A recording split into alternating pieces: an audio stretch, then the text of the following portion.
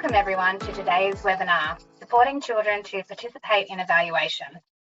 My name is Kat Goldsworthy and I'm a Senior Research Officer in the Evidence and Evaluation Support Team here at the Australian Institute of Family Studies. I'd like to start with an acknowledgement of the Bunurong and the Wurundjeri people of the Kulin Nation as the traditional owners of the lands I'm speaking on today.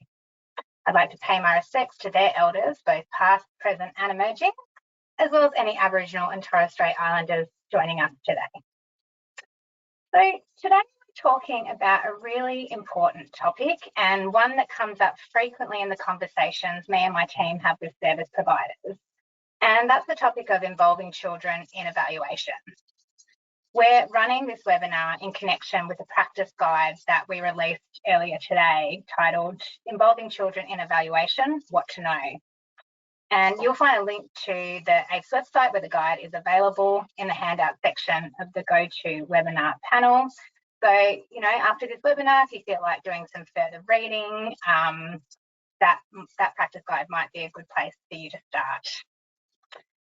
But moving on to today, we've pulled together an excellent panel of speakers. You can see all their lovely faces on the screen, and they're here to share some insights from their work with children in various practice, research and evaluation contexts. They're also going to share some practical tips and ideas for how to meaningfully engage with children and also to respond to children, to what children are telling us. So it's my great pleasure to introduce our panelists. I'll start with Sharon. Sharon Sparks is the Senior Manager of Children's Programs at the Brotherhood of St Lawrence. Sharon has worked in the community sector for over 10 years and is a strong advocate for young children's voices and participation. She recently led a national Children's Voices listening tour with young children participating in HIPPY, and you'll hear a little bit about that today. Welcome, Sharon. Next, I will introduce Lauren Thomas, who is a Senior Project Lead at the Australian Childhood Foundation. Lauren has expertise in international approaches to children's rights for vulnerable children and has been a counsellor and a teacher. Over the past 20 years, she has worked with vulnerable and traumatised children and young people. Great to have her here. Welcome, Lauren. And last, I'd love to introduce Amanda Payton, who's the Deputy Director Practice at the Australian Centre for Child Protection at the University of South Australia. Obviously, that title shows that she's got a range of expertise across child abuse and neglect. She's also looking at the interface between practice and research. And we're really grateful to have her here. Welcome, Amanda. And thank you all online for joining us today. So before we get into the conversation, I just want to do some really basic housekeeping. Please send your questions via the questions box to the go-to webinar dashboard for the live Q&A session, which will sort of happen at the end of the facilitated discussion. Also, the webinar is recorded, and so it will be available on the AFES website in about 2 weeks after this broadcast. So if you subscribe to our newsletter, the link to the recording will be provided in the AFES news. Obviously, you can sign up to the news if you haven't already. In the handout section of your go-to webinar control panel, you'll find some of the resources we will be discussing today and other resources that relate to this topic. And finally, when the webinar finishes, or if you leave early, a short feedback survey will open in a new window. We're talking about evaluation today, so we really appreciate you taking some time to complete the survey because your feedback will certainly help us to improve these webinars. That's it for housekeeping. Very excited to start the discussion, the reason that we're all here.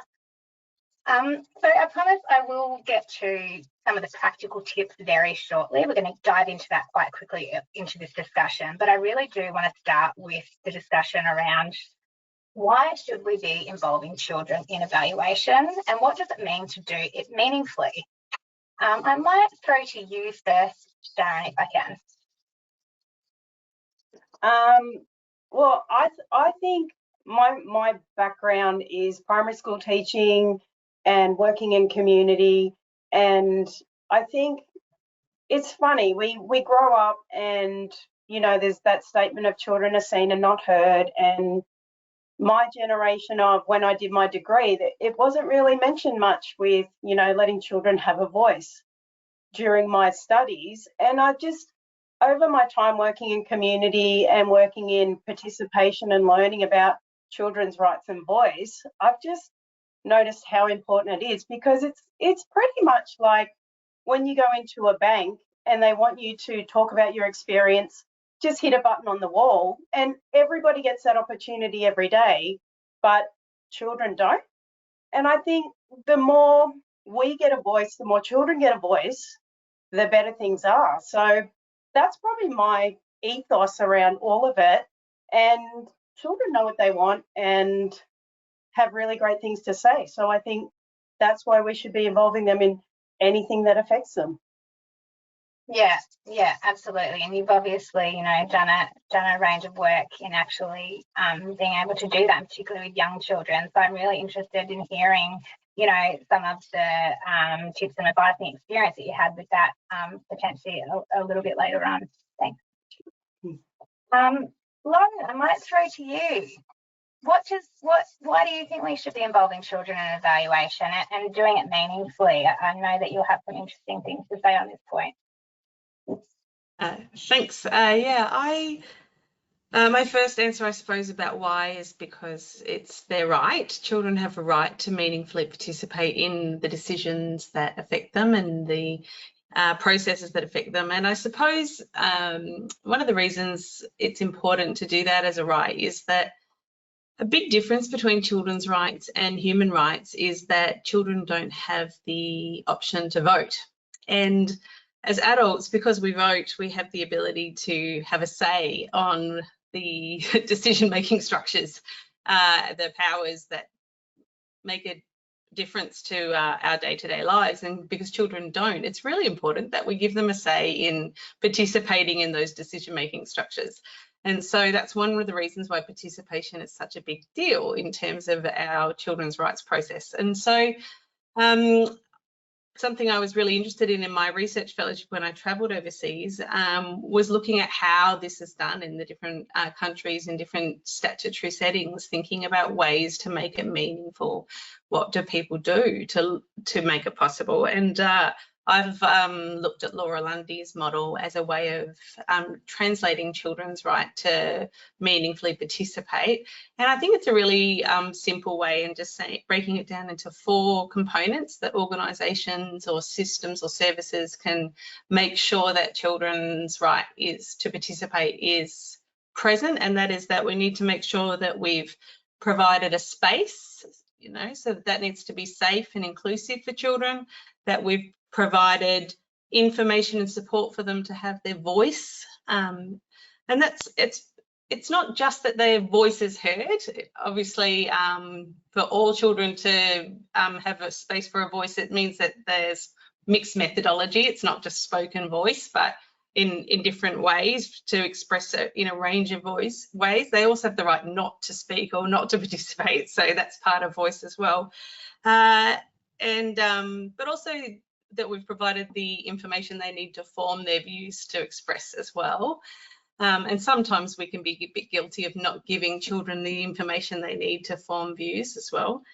The third area in Lundy's model that's really important is that and I think the third and fourth areas are the ones that maybe we don't always get right, is influence and audience. So not just the space and the voice areas, but influence, that we have made sure that we've taken children's views seriously and that we've acted on them where it's appropriate to do that. So we don't just check in, we don't just ask for feedback, but that we've taken them seriously and that we've acted on them. And lastly, audience, that we've made sure that children's views, we've provided them an audience, someone to take them seriously, that the audience that we've given children's views have the responsibility to listen to it. And I think particularly in my area of work, I work with children and young people who've experienced abuse and violence, people who've got statutory involvement. So often these are children who have not yet had many experiences of having their voice listened to or taken seriously, and that has all sorts of developmental effects. But particularly if you're involved in statutory systems and then you age out, if you age out of that system having not had that experience, you can begin to imagine the impact that that has on your identity formation. And I think it's just a really, really important part of their rights that we need to start getting right. And it's for good reason that it's now legislatively being looked at in states around Australia and is part of our legislation here in Victoria too. So that's my answer, Kat, on why I think it's important. Yeah, that's a brilliant answer. There's so many things that I, picked up from that as well. And I was thinking about, there's these 4 components around the rights, Lundy's model. And I was just kind of wondering, there's the influence and the audience, but do we also have a responsibility, to communicate what we do with those things back to children? Does that kind of form part of that model? And I was also just wondering, have you seen that model implemented anywhere really well, where people are there examples of that happening? 100%, yes. So closing the feedback loop is incredibly important. It's one way that we can ensure to children that we do take their views seriously, that it is worth them sharing it.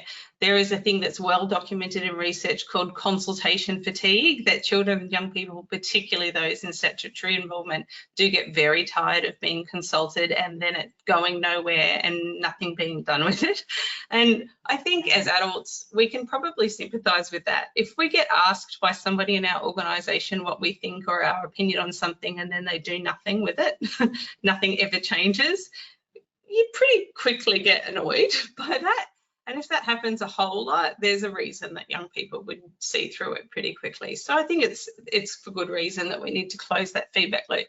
The second question of have I seen Lundy's model being used around the world in different ways? Yes, 100%. It's being used, there's lots of examples, but probably the major one that I can give you is in Ireland, the family services model for, I don't know if it's pronounced Tula or Tula, it's T-U-S-L-A. Their family services have designed their children's participation around Lundy's model and were also evaluated using Lundy's model as part of their processes.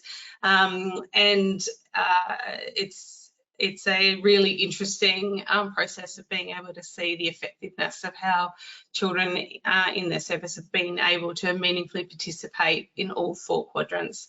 So I really recommend that. That's published online, freely downloadable for anybody that wants to have a look at it. Wonderful. Thanks, Lauren. It's really interesting. Amanda, I really want to hear from you, but I might just move into our next question.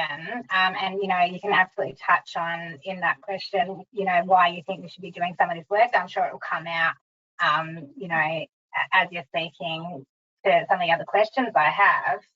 I kind of just wanted, I said earlier that we will kind of get into the practice, the tips, the ideas fairly quickly. So I do want to get there. I guess I'm just wondering, it is that question of how can we actually start doing this work? It's great, Lauren's provided some examples of people that have been implementing Lundy's model. But, you're very experienced, Amanda, in this space. I'm just wondering, do you have some, tips, some things that you can share around how do we actually start listening to children, talking to them about their experiences, getting them involved in evaluation, and particularly across different age groups and maturity levels. I mean, you don't necessarily have to touch on that, but I just thought you might have some things to share on that. Sure. I think first of all, from a system or organisational level, we actually need to take a step back for a moment. And in the first instance, you need to understand and acknowledge the significant value of the voice and views of children. And I mean, it's enshrined in our national child safe principles now and other standards. I'm involved in a national project where it's going to be included in the standards as well, that we actually continuously canvass the views of children that we're working with and integrate that back in a seamless feedback loop into our practices and processes. But I think there's still a culture in some areas that question the value of children's thoughts, and probably what's historically been a world of systems designed by adults with an old mentality of, adults know best. And so I think that's really the first thing. We need to really acknowledge the value of the voice and views of children and young people. And then secondly, we need to consider upfront what we're going to use the information for. And Lauren mentioned there the kind of participation fatigue, and we as adults get really fed up if we continuously participate in providing our commentary and it's not kind of taken into account and there's no change. So I think before we undertake to actually canvass the views of children and capture their voice, we need to actually have an established mechanism within an agency or a system where we consider and how we're going to actually integrate the information that we receive. And that may actually be about implementing change, and we have to really be up for that, and we have to be open to that possibility. And then thirdly, I think we have to be open and willing and really ready to actually hear some hard truths. It's not all going to be beautiful, lovely rainbows and feedback. And I think we actually have to be realistic about that, and that we might hear some things about our practice or our services or our system that might be really confronting and that might indicate a need for change. And that also includes hearing disclosures of abuse and harm, and really recognising that that's not a barrier to engaging children in evaluations, but and even in very vulnerable populations, but it's a consideration. So we need to create safety and have protocols in place. So they're the first kind of three things that I think as a system we really need to ask ourselves, particularly as decision makers and managers when we put these kind of evaluations in place. Then I think once we've done that, we can then we look at the level or the point at which we want to canvass the voice of children. And so I think it's, we can recognise that we can actually do this at all levels. So we can look at, it'll look a bit different for different settings and for different age children. But if we think of a service, if you like, so there's that individual one-on-one practice level, so we can regularly seek feedback from children around their experiences of interventions, what they liked, what they didn't like, what was helpful, what wasn't, what their experience was of the style of interaction or the environment or the context. We can generally inquire around, does it feel safe? How can we improve? And so we can have these really practice level discussions, which we can do in a really, game-based or through stories or through drawing or simply asking a child for their thoughts. But that can be done from a really young age as well. And so we can start to have those conversations really, really young in those relationships at a practice level. Then I think there's that service level. And this is where I think people's minds naturally go to when we talk about evaluations. And we had the example before, you go into a bank and you get to kind of click on the button and say, yep, that experience was good, or it wasn't quick enough, or whatever. They're kind of those canvassing kind of consumer level feedback. And quite often in this kind of space, we might canvass the feedback of parents and carers, but we can do that for kids as well. And we can do that, there's great apps you can do that with now. They can have iPads at the front desk too, where they go, yep, it was good today, or no, kind of, I didn't, no one said hello to me or greeted me really, really friendly today. And, so I'm going to click a sad face for today, which you might use as a really simple kind of rating system for younger children. And we can do this, we can then kind of do it at a whole range of different ages.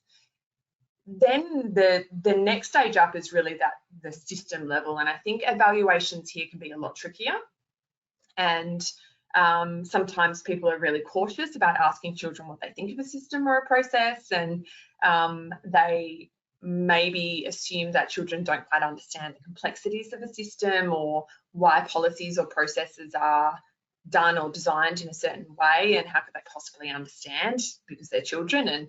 And so they might kind of shy away from that because they might think that children might unfairly or harshly be critical of a system if we ask them about it. But we've seen some really excellent examples of where this has been done in Australia with really vulnerable populations, where they've been able to actually put forward some really innovative ideas through inclusion on, so what was your experience like, and how did you find that process of going to Centrelink, or engaging with employment services as a young person, or whatever the kind of the system might be. So I think it's really we just have to listen, and it's not I think we can make it really, really complicated sometimes, but actually just simply asking the question of young people, what do you think, and how was that today? and how's your experience been, can be some really basic kind of ways to actually engage. Thank you. There's so many things that you said that I want to pick up on and kind of delve further into, but I'll just pick a couple of things. The first thing is sort of linking back to, I think, something that Lauren said earlier, which is around, talking about establishing some quite simple and easy ways to just hear from children about various different things at system and practice levels. But I'm thinking about some of the children maybe that have been sort of over consulted, or they've been excluded from processes for long periods of time. I'm just wondering, is there an element where you would have to start working to build the confidence of children, or helping them to have a voice where they feel safe and able to participate without any consequences? Does that come into it at all? Yeah, absolutely. And I think this is where, like with anything, they need to see that action's been taken. So they need to see that, that feedback loop, if you like. They need to know that if they've shared a concern with you, you can even draw on some of the really basic kind of protective behaviours literature. They need adults to listen to them and take action and respond, So if a kid tells you that the thing that's going on in their service system or in their service experience makes them feel unsafe and isn't really doing any good, and it's not really helping, then they need to be able to see action, that the adults that they've told that to have actually done something about it, and so they can see change. And so I think that's one really basic thing where we need to give kids feedback when they give feedback to us. So if we are asking for their thoughts and for their views, we need to go, we really clearly heard you and this is what we're doing about it. So I think that's one really critical thing, is we can't diminish the power of that kind of feedback. And sometimes it might be very hard, and it might be, look, we heard you and we understand, and we can't change that thing. We can't take away the need for that form or for that particular process, but how about we can help you navigate through it? Or what would make it easier if we, can't change the structure of that thing, but what other supports can we put in place? So it's not always about, sometimes we might not be able to fix it, or we might not be able to change it, but we can support the young person to actually have their experience improved as well. And I think that's important. Yeah, absolutely. I mean, there's something else that you raised earlier that I might touch on a little bit later. But yeah, so many areas that we could delve into. Just wondering if Lauren and Sharon want to add anything to that particular discussion. I'm going to ask you about, any tools or tips or guidance that you might be able to share with people, but just wondering if you had anything to add around, building up children's confidence or, skill set or whatever it might be to participate in some of these activities.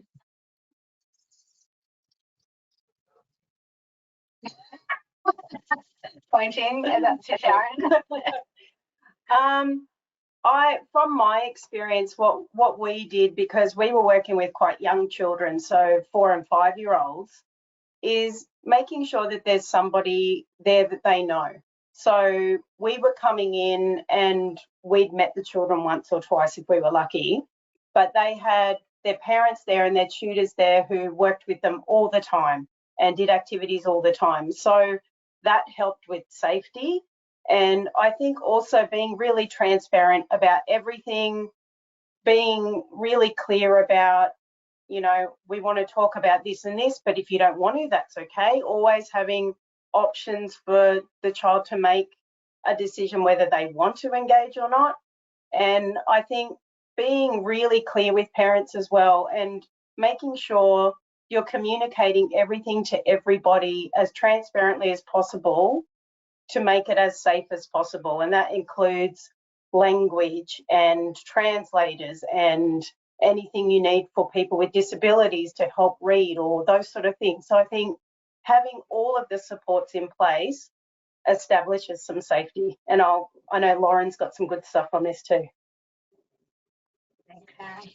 Thanks. Yeah. I would add, I think from my own experience, I think it can be helpful to have a little tool or a resource, something that you've got ready to use. I know when I was traveling, and this is worldwide, no matter how much you've been trained, one of the big barriers for people in terms of doing participatory work for children is nervousness about how to talk to children. And it seems to be the case for people who are workers with children. Like, it doesn't seem to matter that we are all perhaps well experienced. It's still something that people are nervous about, and it is additionally there when people are working with children on or around sensitive topics, so topics around child abuse or topics around harm. And so I thought maybe I would just mention a couple of the tools that perhaps can be helpful, because they maybe give us a boost of confidence. So as well as the tool that Sharon's developed, which I know is in the resources that you've sent out for everybody, or put up for everybody, Kat. One tool that I've used a lot is the one that the Australian Childhood Foundation did develop, and it's on our website if people want to check it out. It's called the feedback tool, children's feedback tool, and it's a toolkit. It's a box, and you can use, there's all sorts of different sensory things that you can use for children, and cards that explore different things to do with service feedback or dyadic work feedback, things that you can explore the environment that you've been working with the child in, the child's experience of their culture being supported, the therapeutic work that's been done. We developed it in partnership with the Regional Family Violence Partnership Service in Victoria. It's a beautiful tool. They've got squishy basketballs that you can do scaling with. You've got rocks. You've got all sorts of different bits and pieces. And for me, I've used that with children in the early years. I've used it with non-verbal children because you've got the visual scaling tools. You can use it for that. And I've used it for children through to about 13 or 14 years of age. They've also got some body mapping visual tools that you can use in there as well. Another one that I would say that I think is really helpful if you're doing group work, particularly, the CCYP in Victoria published a children's participation and empowerment guide that's free and downloadable off the website. It's got Tim Moore was involved in that, and it's got loads of ideas in there, all sorts of activities, things that you can do, recommendations and ideas. So I recommend that. That's really, really great. And one that I haven't used but that has come recommended to me that I know there's a link that I provided to ACE beforehand that's in there is one that was published for researchers working with Aboriginal and Torres Strait Islander populations called the Dilly Bag. It's a research paper published by Queensland University, and it was a series of different tools that can be used for participatory practice and research. And I think they look really interesting as well. So if you're looking for something that you can have in your hand that will help you feel more confident in that work, then those are some things that I would say as examples. But I do just want to remind you, it is as simple as a conversation, as Amanda was sort of saying before, just asking the question, checking in. What did you think of that? How did that go? Those are your starting points. And in a way, it is that simple. It doesn't necessarily have to be super complicated, because those questions, human to human, are a decent starting point, and they sometimes surprisingly can elicit really amazing conversations.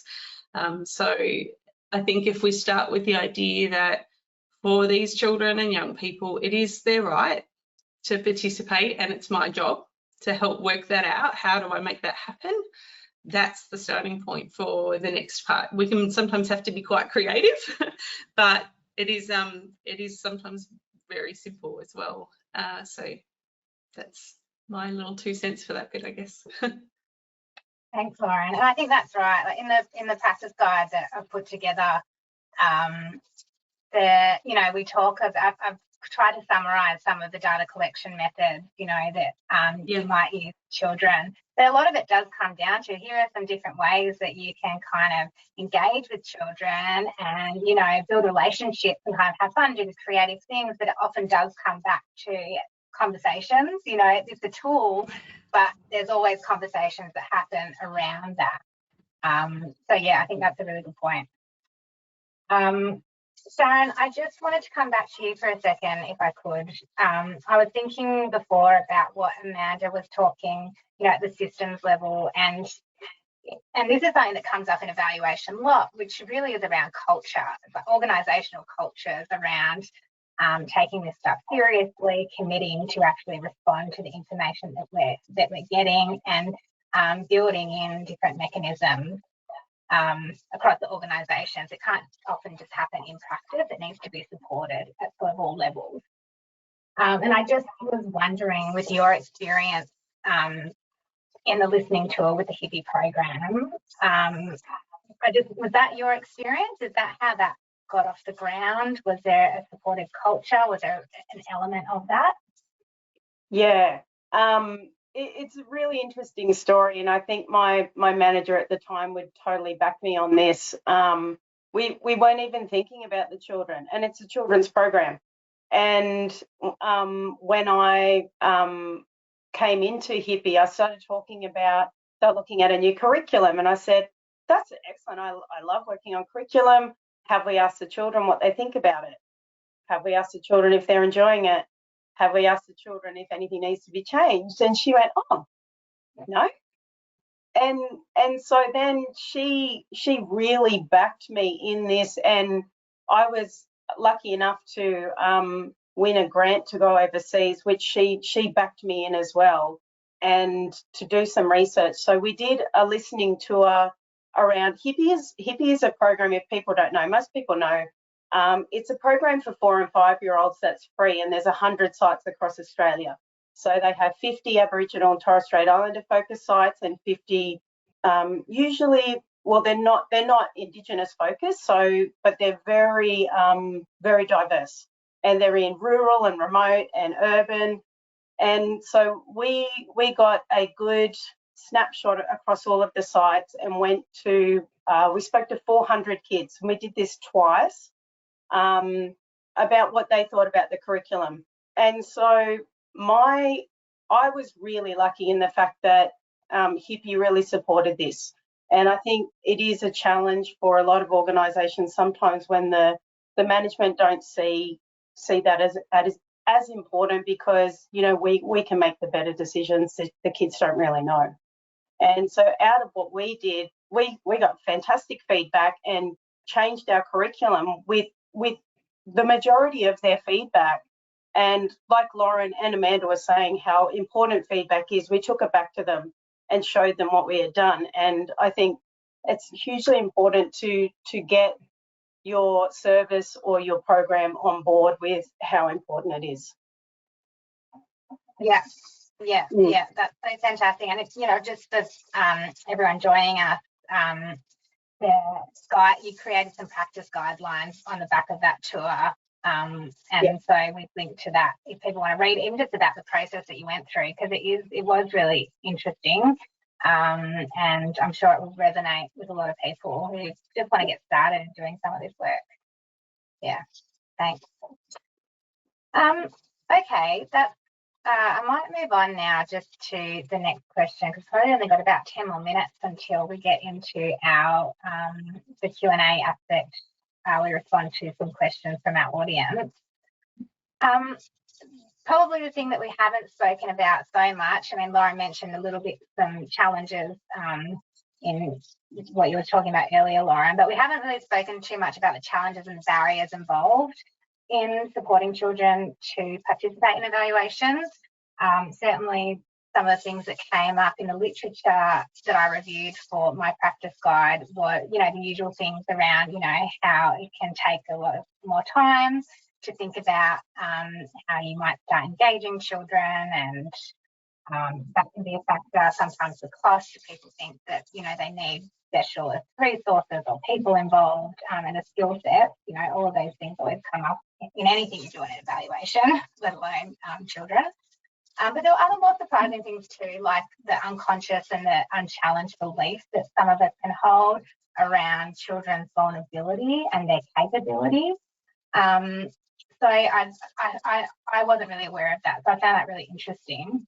Amanda, you have done a lot of work working with vulnerable children, as you've sort of spoken about earlier. I was just wondering, did you come across, any barriers in doing that work or challenges, or are there things from your work that you can share with others in similar contexts?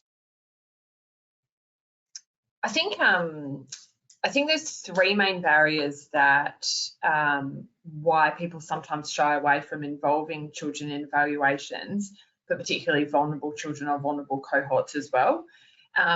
The first, I think, is where we're always really fearful of causing additional harm to children by asking about their experiences, and that if we ask and bring it up, that's somehow going to cause more harm.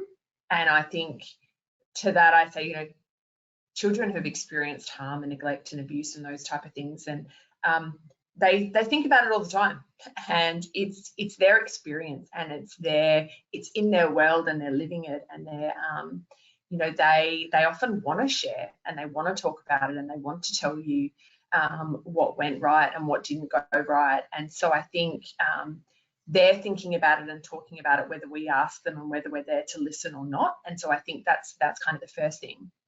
The second one is there often people see managing disclosures as a barrier, and so they shy away from it. So, hearing and managing disclosures of abuse. And the last one is really the managing consent of minors. And I think to talk about the issue of receiving disclosures and managing disclosures, I think, as I've touched on before, we have to be prepared to hear the negative things along with the positive things when we do evaluations with anyone, whether that's adults or children, but it's particularly more sensitive for children. And I think we all, we do and we should struggle with hearing the bad things that often happen to children. And my area, working with children who they've experienced harm, and quite often they've experienced really horrific sexual abuse and what we call complex trauma and multiple experiences over many, many years. Those who've experienced abuse, and those maybe living in out-of-home care and residential care settings and those type of things, they're an extremely vulnerable population, and we know that they've already experienced some form of harm, which is kind of a known factor that we can account for. But often they've also experienced significant unknown harm, and harm that they haven't maybe shared with anyone before. And so what happens is, when we begin talking to those children and asking them what their views are, or their thoughts on various things, and we're there to listen and really genuinely start listening to them and taking an interest in their worldview, that will often build that connection where they'll share their experiences, and it can lead to abuse disclosures. And so I think we have a huge responsibility to actually be aware of how to respond in those moments, not shy away from it, and not avoid the evaluation because we're scared of it, but actually, do our due diligence, have the protocols in place to support children, as well as the staff who receive disclosures, because not everyone's well versed in this. Not everyone has had years of experience of listening to the stories of children who've been abused, and it absolutely takes its toll, and we can't underestimate that. So, we have to have reporting mechanisms in place. You have to know your legislation and the reporting requirements within your jurisdiction or within your particular role or your professional affiliation. And, above all, if you're undertaking evaluations with children, regardless of whether it's one-on-one or at a service level or a system level, you have to know how to respond to ensure the safety of the child in front of you. So you have to be prepared to receive disclosures, not shy away from it because you might, and be really clear about what you're going to do to actually ensure safety. And that will absolutely require organisational mechanisms and protocols and processes to be in place. And if many of the people I think listening today are probably in organisations where they're expected to, follow the National Child Safe principles, and as a part of that, there's a responsibility to have reporting mechanisms and be really clear on things like mandatory reporting and managing disclosures and things. The other really interesting, or not interesting, problematic barrier, I think, is consent, and it can be really, really tricky. I think it's very clear when you do formal research, you know, there's certain things will get approved through ethics and certain things won't, although that can be a really lengthy process when wanting to talk to children. But consent protocols can be less clear when we're looking at service level feedback type arrangements. So, you know, canvassing how safe a child feels in a therapy session, or working with a particular caseworker or whatever it might be, or how they liked the service, can be a lot trickier when we think about consent. And, you know, we're all well aware that children can't legally consent, and we need to include consent of parents or guardians. But that becomes far more complicated if a child's in out-of-home care, for example, where essentially the state is actually the guardian. So we have to know how to get consent from a case manager or a team leader or whatever it might be in the jurisdiction. But then if the parent is actually the biological parent, or kin are actively involved, you know, they have a right to actually provide their consent and support for that child as well. And if the child's actually a young person, they could be considered a mature minor. And, you know, we need to consider that, particularly when we're working in the homelessness or family violence or peer-on-peer sexual violence space, where we're talking to young people about really critical issues. They might be living independently or homeless, but they're still below the legal age of consent. But how can we work with them to actually gain really informed consent, and what does that really mean? You know, even if a parent consents, how do we ensure that the child understands what's being asked of them, and how their information will be used? And it you know, then raises the question, I think, what about if you're doing an evaluation and a parent says, yes, my child can participate, and then the child says, I'll tell you this, but I don't want you to use it. So, or I don't want you to tell mum and dad, or my carer or my gran, or whoever it might be. And so we get into this really kind of murky area. I think Lauren mentioned Associate Professor Tim Moore before, but there's a really nice piece that's recently been released under the Tasmanian Royal Commission, and it's called Take Notice, Believe Us and Act. And so it was Associate Professor Tim Moore and Professor Morag MacArthur, and and I think we've put the link on the page as well, but they actually explain the process in their methodology, which was really, really nice, where they spent time with children and they went through, and they did it actually with kids as young as 10 up to 18, I think it was. And they explained, first of all, what research was and why we do research, you know, what's the purpose of that. And then they went through and explained the purpose of that particular piece that they were doing and how their comments would be used and so on. So we see this really nice description of actually how they got informed consent with these young people, as young as 10 up to kind of, you know, what we would consider mature minors. And then they also framed the questions in a way that children of all ages could understand and contribute. And they were able to provide huge variability without compromising the standardisation of the research.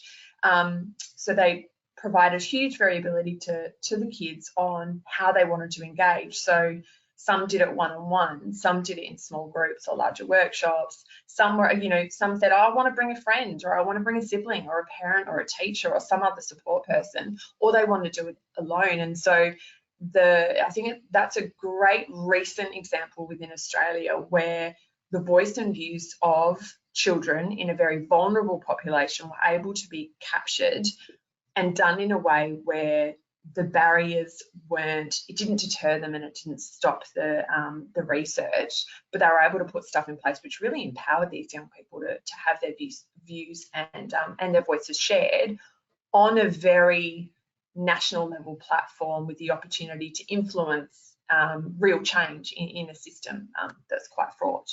So I hope that answers your question.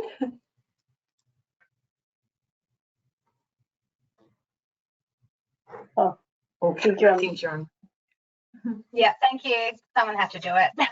I was just going to say, it's good that you touched on consent because we are getting a lot of questions through about consent. So obviously there's a lot of people kind of grappling, you know, with that as potential barrier and a challenge and navigating that. And so hopefully that clarifies things a little bit for people.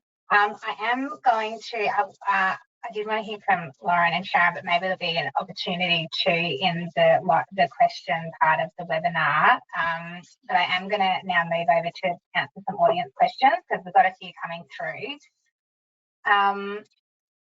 So I'm just having a look at the list that's coming through here. There's, you know, I guess this isn't surprising just based on a lot of the conversations that I've been having with service providers.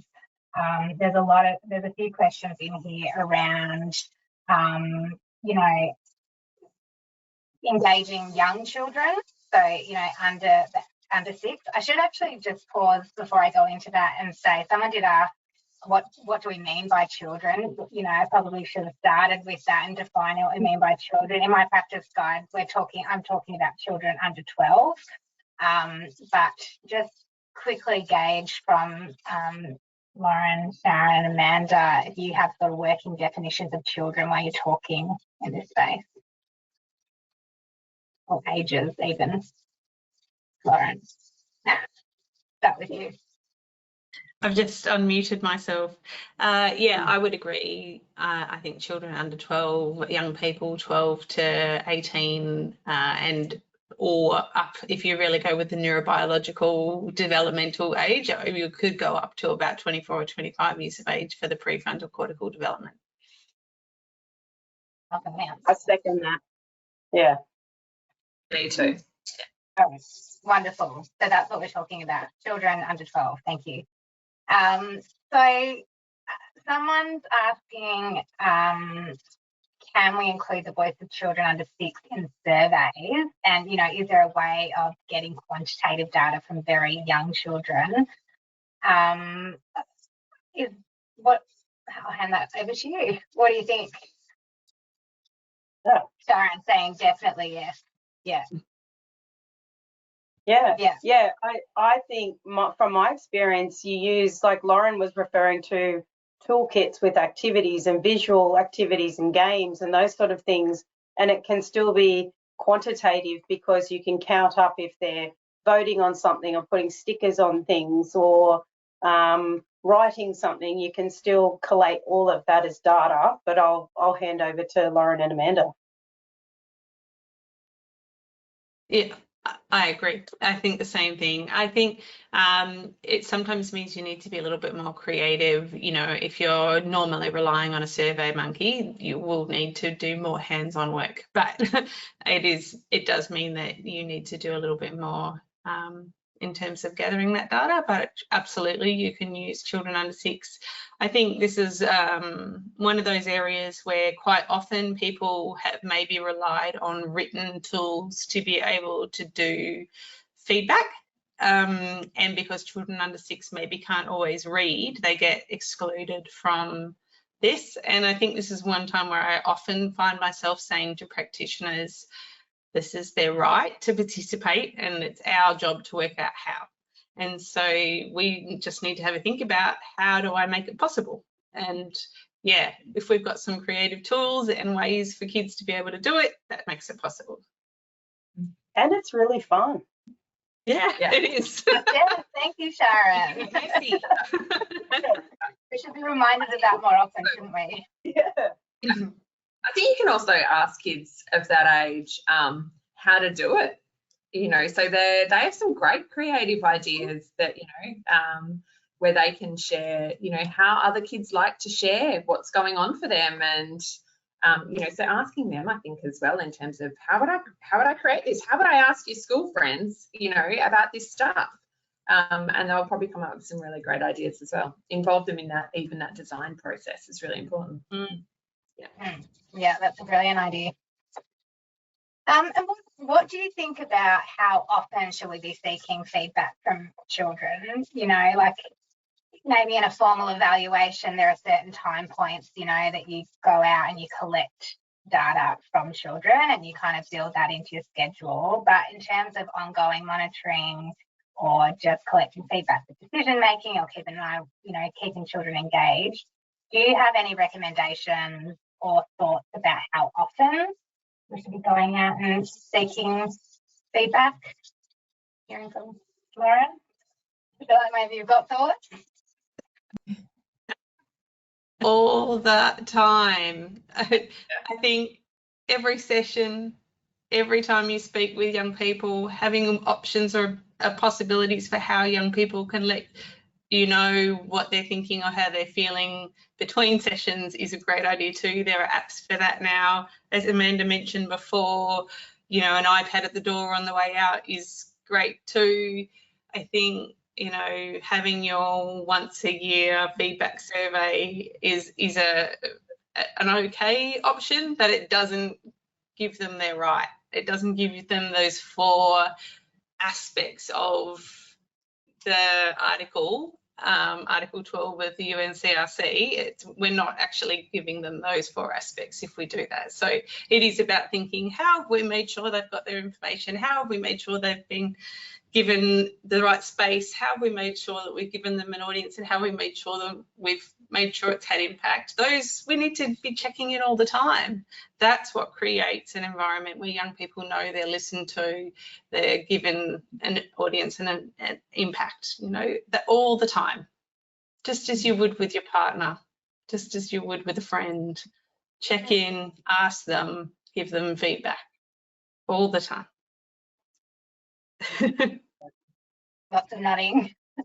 Okay, as you would expect, there's quite a few questions coming through, so I'll try and get to as many as I can. I think this is a really interesting question, and it's, how do you deal with an organisation or culture that says adults know best? I suspect, obviously there's quite a few people operating in those spaces, and it's a huge shift, I think, to be thinking about children and the fact that they do have a huge amount to offer, and that they can contribute really meaningfully. And I think that is a big shift for a lot of organisations to make. Do you have any advice about how to manage that situation?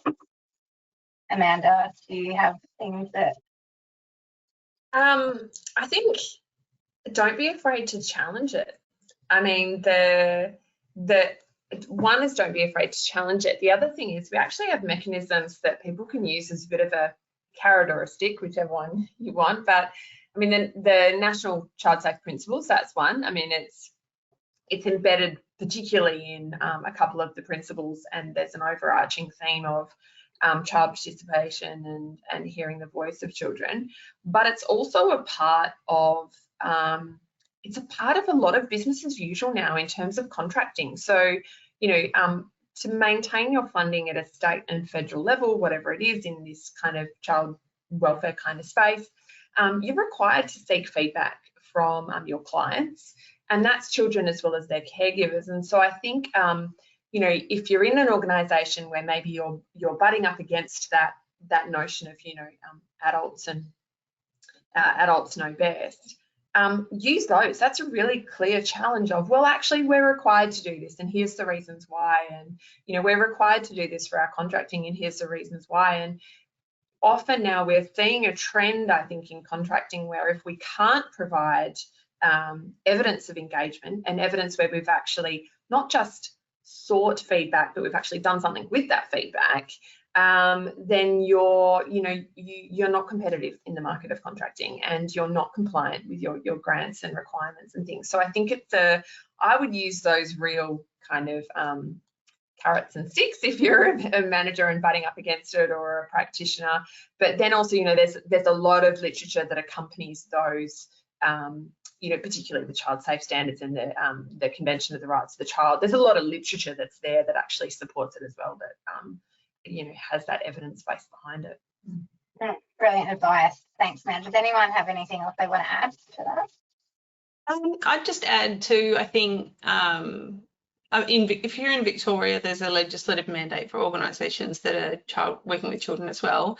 But I think something that we've done to some effect at ACF is having working groups that are multi-level. So if you're looking to try and create organisational change, you could potentially propose, given that there are child safe standards and there are requirements on an organisation to create a change like this, you could potentially propose a working group that has people from different parts of the organisation, so a representative from different parts of the organisation on that working group that are going to do some, they exist for, create a terms of reference, 6 or 12 months. We're going to work on this once a month. We're going to meet and we're going to start thinking about how to make this change. We're going to set a goal and we're going to work together across the organisation and make a change on that, so that it does create the steps out to make that change. Because I think it can be really challenging if you're one person thinking, I'm frustrated and I can't work out how to do this. But if you get a representative from each area within an organisation and a bunch of heads together with a goal that is required, you might find you get better traction over the time. Yeah, absolutely. I mean, we've got one of those working groups at ACE, so that we're doing that kind of work, and it's been really valuable. Yeah, I find they work. yeah, really good advice. I've only got a couple minutes, so I'm just going to try and get to one more question. Maybe I'll ask this one. Have you had experience presenting findings or feedback back to children once their voice has been used? Has anyone had any experience of doing that? And has it led to changes? I guess that's another question. Do you have examples of where that's actually led to changes? I know you had the example before, Sharon, of the hippie program, and you actually changing the curriculum. What about Amanda, Lauren? Do you have anything? Got 2 minutes. Lauren, do you want to go first? Sure, yeah. I've got a few different examples, but one I'm thinking of at the moment, I'm working on a project at the moment with the National Centre for Action on Child Sexual Abuse, and we're doing, it's still in process, so it's an ongoing project, but we're doing a series of focus groups to help the centre design co-design its framework for working with children and young people in an ongoing way. And so the focus groups already have been creating change for the centre, and the CEO has been able to address with the young people how their feedback is shaping things. And I find that it's using the Lundy model as its design process, which is why there's already those cycles of feedback. And I'm finding it really rewarding to see the young people's kind of surprise at not just meeting the CEO, but getting the feedback in that kind of iterative manner. And I think it's just really exciting to see it working in that way. It's good. I love just seeing your face light up when you tell that story. I feel like it just makes me want to go out and do this work. Another one it's much simpler. When we're using the children's feedback tool, one of the first times we used it at ACF, the feedback, there's the card about talking about your experience of the environment, and one of the kids talked about how the front gate, they didn't like the environment because the front gate had cobwebs on it. And it was funny because we didn't realise at the kids' height, when we as adults go through the gate into the counselling centre, you just don't see the cobweb. It's just so much lower than the height of the child. And so, of course, we immediately went out and we were getting all the cobwebs gone. And the other one was somebody said it would be improved if we had water available in the waiting area. And it's those simple things about the environment that if you don't ask, you just not one of us is ever sitting in the waiting area, right? Like so the next week we had one of the bubbling fountain things in the waiting area, but it was a beautiful way of being able to say, oh, we've heard you, and you know what, we dusted the cobwebs off the gate. I think that we put some water in the waiting area. 5 stars. Just getting a different perspective, really valuable. We've got to wrap up, I'm sorry. I know we could talk forever about this stuff. We've said that before, but really only just scratched the surface. But thank you so much for sharing your insights. So appreciated. Thanks to everyone in our audience for your great questions. We are going to stay on a little bit longer to answer some of the questions that we didn't get through after the webinar ends. And if you aren't already, please subscribe to ACE newsletters so that you can be notified about when the webinar recording becomes available. And hopefully, if you've got some time, please complete the survey that pops up at the end of the webinar.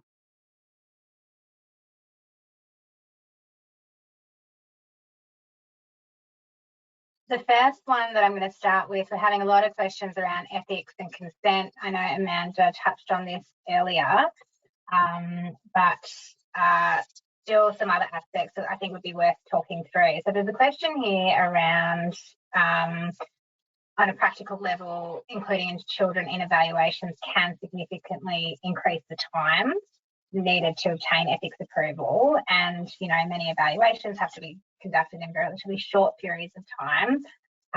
Just wondering, what advice can you provide about overcoming some of these barriers and some of the other barriers just associated with getting ethics approvals for these kinds of evaluations? Lauren, I might just throw to you because you've had some recent experience in this space. Yeah, I would start by saying I agree. Ethics processes do add time to the process of evaluation, especially when you're thinking about research-oriented participatory evaluation. And I think that philosophically, I have some concerns often, because I think that ethics processes by nature are risk averse, and they exist because they are trying to think about what are the risks to participants of the research and how are we making sure that we've considered those. One of the challenges of the risk averse nature of ethics processes is when it comes to children, sometimes weighing up those risks, maybe the bar is at a level that it has become its own barrier to children's participation in research. Quite often when I've looked at some of the projects I've looked at around the world, including actually that toolless services, the family services project that I mentioned earlier in the webinar, the team that did the evaluation said the same thing. Actually, they had trouble getting the ethics approval clearance to do the evaluation of the family services and to speak to the children in the family services about their experience of being in the family services.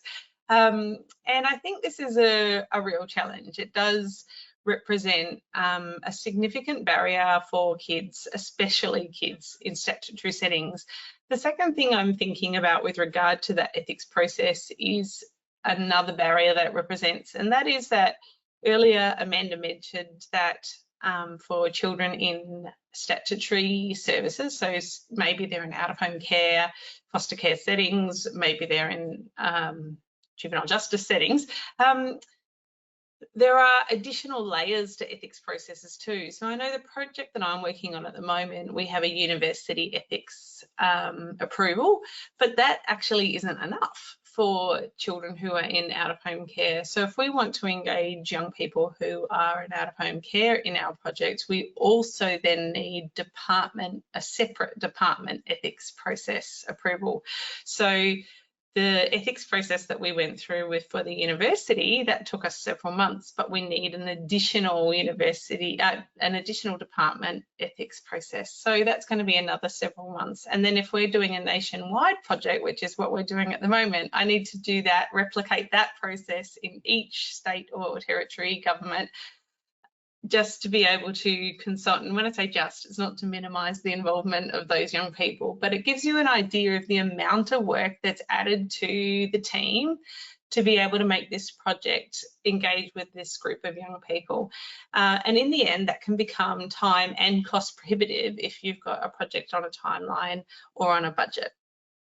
And I do have some concerns about what that means long term, and how, from a rights-based perspective, that does actually limit their participation in decisions that are being made about them. Because as we know, decisions at a government level are made and impacted by research. And service level decisions are made about programs that are research-based.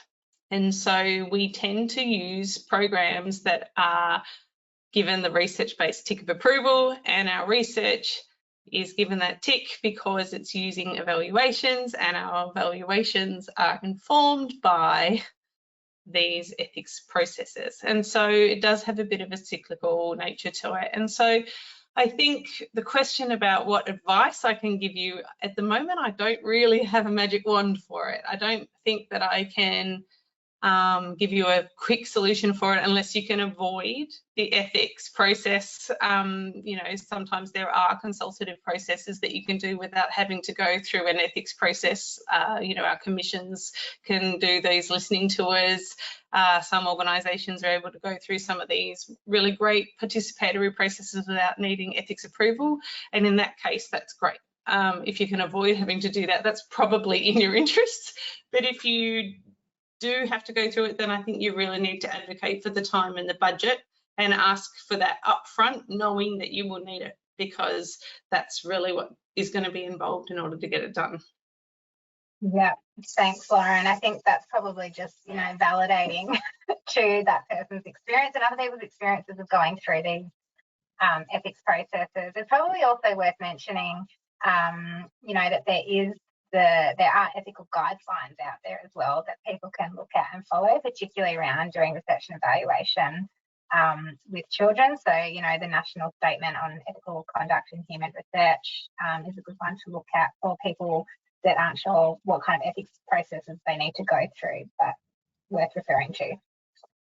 I would like to add, I should say, I'm certainly not against the ticks and the checks and balances that ethics does bring. It's very important, of course, when you're working with vulnerable populations to make sure that you do consider the needs of the vulnerable populations, that you make sure you've got the supports and balances that are there. I don't want to come across as though I'm anti those checks and balances. It's just thinking about the barriers it can also create in process. Yeah, no, not at all. I mean, you started the webinar talking about, you know, the ethics and the rights of children and ethics around that. So I think that comes across quite clearly. That's good. Yeah, thank you. I think there's a similar question that comes through around not ethics necessarily, but consent.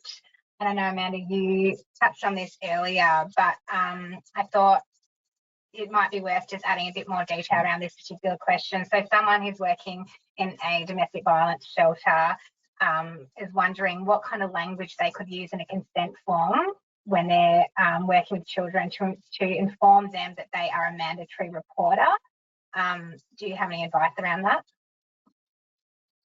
I think there's two bits here. One is there's seeking informed consent, and then there's how you document that informed consent. And I think they're two different things. So if I'm working with a child, so under the age of 12, the parent is actually the one that gives that written kind of consent. But we still do have to be really mindful around the information that's contained within the language, that's used within a consent form. Sometimes I've seen really nice examples of really illustrative, basic, really clean, kind of simple language in a brochure or a fact sheet that's then accompanied by I've read and understood this fact sheet or this brochure, and so it simplifies it. So there's almost kind of and I think that's important sometimes, because then parents or caregivers can take that information home and refer to it later. And it's really important to have things on there like, if your child it shares with me that they're feeling unsafe or that they've been harmed, this is the steps that I would take and this is my kind of responsibilities. But on that also, if you have concerns about the service that you're receiving, here's how you can actually provide your commentary or your feedback or your complaints, and here's what we'll do about it. And also things like, what we do with your information, so where we hold your information, what we do with it. So there's a whole range of legislation around that. So often I think consent forms for someone participating in a service, it's actually a whole bunch of information that that a parent or guardian needs to actually be aware of to give their proper informed consent to engage. One of it is around reporting requirements and what happens. The other is around their information and what you're going to do with it. And then the third is that really kind of, what treatment or interaction they're going to receive. They have to have a right to actually withdraw and acknowledge that they can withdraw their consent at any time. So there's a whole range of bits. That is a bit different, I think, to when we're talking with kids. And so when I'm working with children, particularly in a clinical setting, I'll go through all those things with a child, even a really young child, but just in a very child-friendly way, in a verbal way.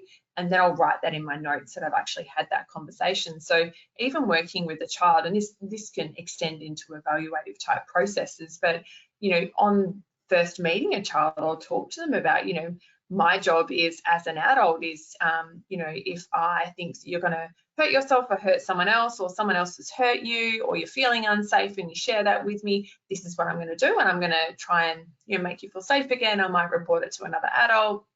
So I go through that. I talk about, sometimes I write some stuff in a file and I keep it in this cabinet, or I put it there and no one else sees it. That's just between us and I keep it here. And so, we talk about that information. And so we cover off on the same pieces of information, but just in a very child-friendly way. And I would then maybe write it in my notes.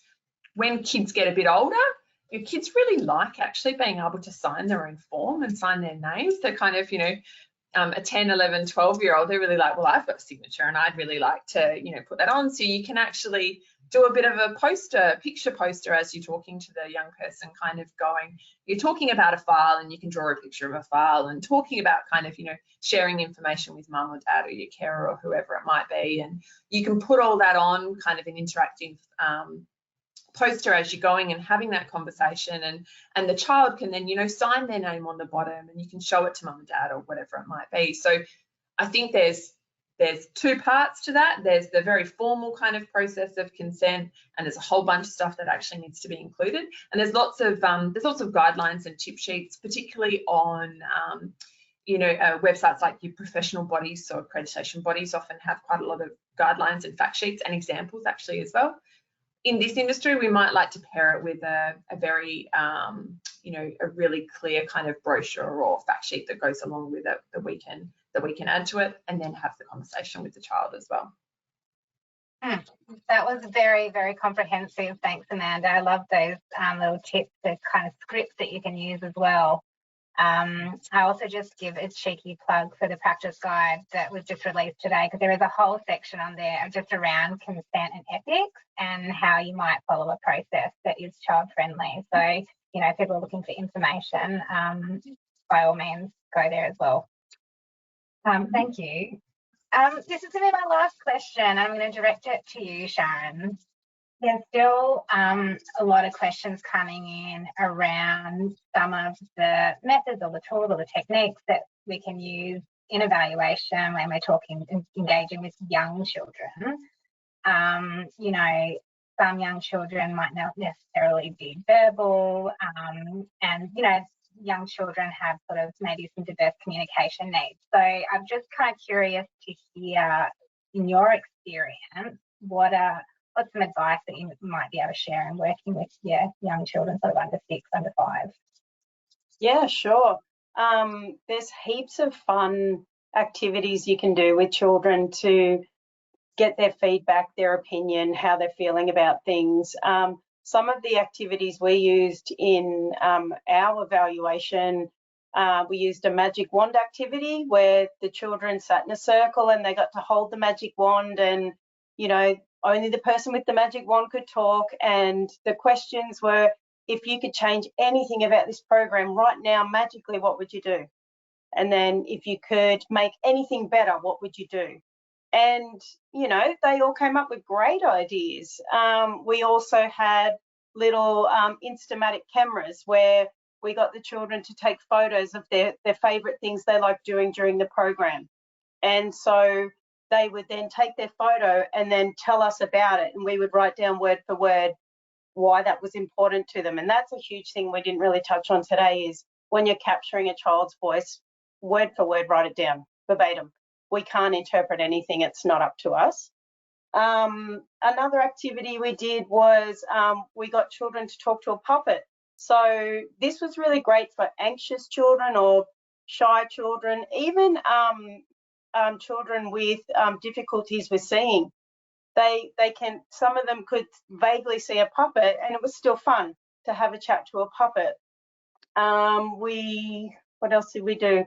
We got them to do drawings, and so drawings really work, particularly for non-verbal developmental delay. Children can draw anything, and because they have their head down as well, it takes away from that you might be a stranger, or I'm a bit shy, or this is a lot.